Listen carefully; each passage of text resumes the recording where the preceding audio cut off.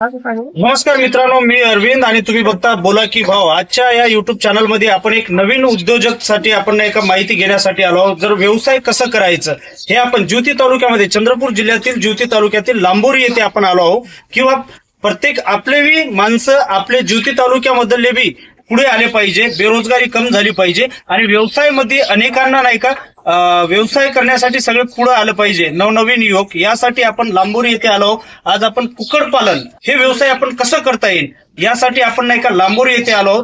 तर आपण नाही का इथं आपले आक्रपे मामा आहेत, यांच्यासोबत आपण नाही का पूर्ण माहिती घेणार आहोत की त्यांनी शेड कसं तयार केले आणि कोंबडी पालनचा व्यवसाय कधीपासून, कुक्कुटपालनचं कधीपासून करत आहेत या विषयावर आपण आज बोलणार आहोत. तुम्हाला सगळ्यात पहिले नमस्कार. मग तुम्ही हे जे व्यवसाय करत आहात, तर या व्यवसायाला म्हणजे किती वर्ष झाली तुम्ही हे व्यवसाय करता? वर्ष नाही, गेला झाले 1 वर्षाच्या जवळजवळ झालं. म्हणजे 1 वर्षाच्या जवळपास झाली. 1 वर्षाच्या जवळ आलं. अच्छा. पहिलं आता घरीच कोंबडे करावं म्हणून थोडंफार शेड केला पहिलं. अच्छा. हा. ते लहानसा शेड केल्याच्या नंतर 10 कोंबड्या होत्या घरच्या. हा. मग त्याच पालन पोषण करीत करीत करीत वाढले. अच्छा. हा. वाढल्याच्या नंतर हे मोठी शेड केली. अच्छा. मग 80 कोंबडे सगळं भरपूर झाले. हा. भरपूर झाल्याच्या नंतर आता त्याच्यातले विकत 40-50 काहीतरी आहेत. म्हणजे घरच्याच कोंबड्याने हे व्यवसाय तुम्ही सुरू केले नाही का? कोंबड्याने आणि जसं कोंबडे वाढत गेले तसं म्हणजे आता आपण एक शेड बनवावं आणि शेड बनवून नाही का मधल्यामध्येच ठेवावं, असं म्हणजे तुम्हाला एक विचार आला आहे का? शेड बनवली. मग या शेडचं म्हणजे तुम्ही ज्यावेळेस तुम्ही नाही का कोंबड्या, घरच्याच कोंबड्यावर एवढं व्यवसाय चालू केले, तर या शेडला अंदाजित खर्च किती आला म्हणजे सुरुवातीला? बकरा आला 10,000 आला का? अच्छा. म्हणजे सुरुवातीला शेड बांधकाम करण्यासाठी 10,000 आले आणि शेड बांधलं तेव्हापासून सगळं कोंबड्या सुरक्षित राहायला लागली आणि कोंबडे पण वाढायला लागले नाही का? हो. मग या कोंबड्याचं म्हणजे आता आपण कोंबड्या आता आपल्याकडे किती आहेत? म्हणजे 100 कोंबड्या असतील नाही का? हो, 40-50 कोंबडे आहेत. अच्छा. 40-50 कोंबडे आहेत. तर दिवसाला किती कोंबडे आपण विकता? म्हणजे दिवसाला किती कोंबड्या आपल्या जातात? दर दिवस गिरायक येत नाही. अच्छा. किंवा 4 दिवसाला, 8 दिवसाला, 15 दिवसाला गिरायक येते. 4-2 अच्छा. 4-2 5 असे कटत राहतात.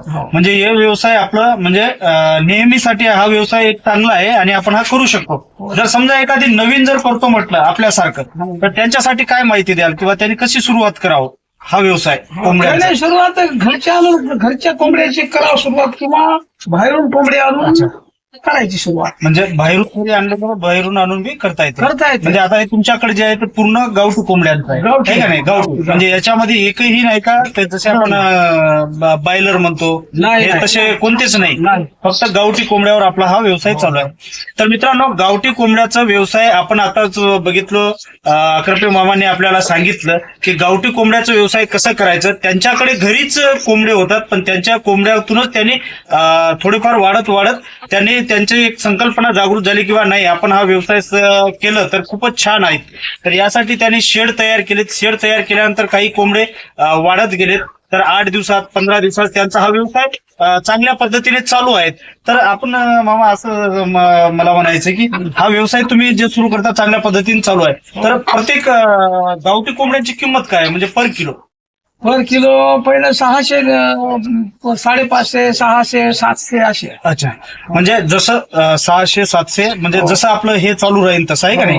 म्हणजे दिवसांदिवस कमी जास्त होत राहतात. तर हा, पांढरं म्हणलं की 700. 700. अच्छा.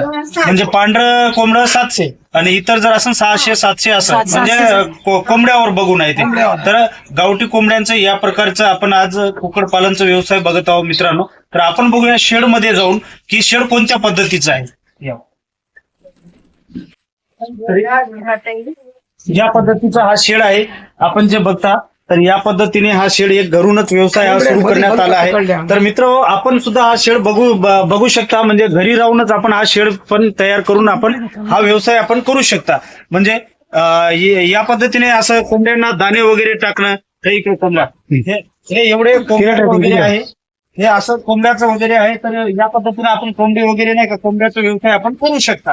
तर घरून सुद्धा हे एक चांगला व्यवसाय आहे, जो चांगला व्यवसाय मामांनी सुरू केला आहे. तर याच पद्धतीने आपण सुद्धा ज्योती तालुक्यातील प्रत्येक ग्रामीण गावामध्ये असं जर आपण एक नवीन जर संकल्पना आपल्या मनामध्ये जर आणलं तर निश्चितच आपलं बेरोजगारी सुद्धा कमी होईल, एक व्यवसाय मिळेल आणि 2 पैसे सुद्धा मिळतील.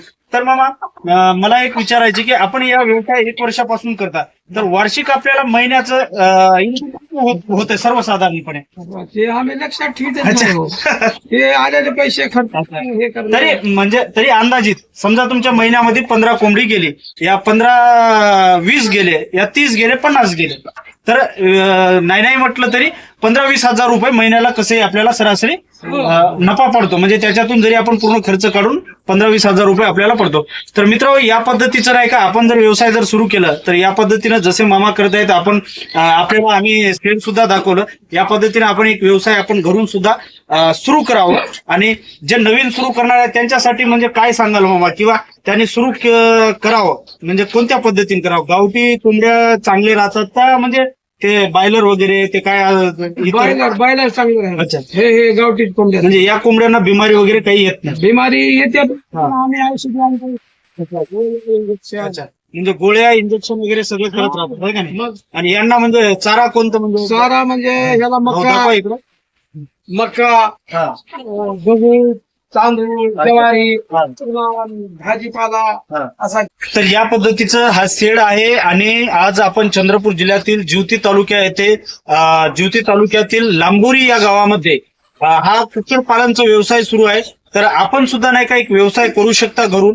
तर हा व्यवसाय सगळ्यात उत्तम आहे आणि याच्यामध्ये तोटाचं काही विषयच नाही, तर हा एक नफाचा फायदा आहे आणि हा व्यवसाय आपण सुद्धा करावा.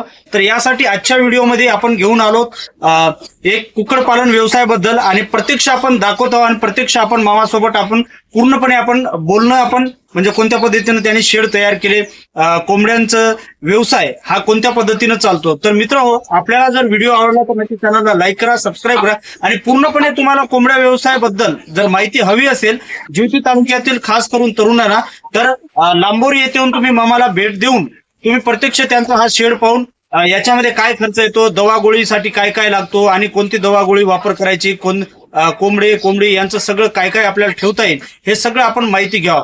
जर आजच्या व्हिडिओमध्ये इथंच थांबतो. नमस्कार.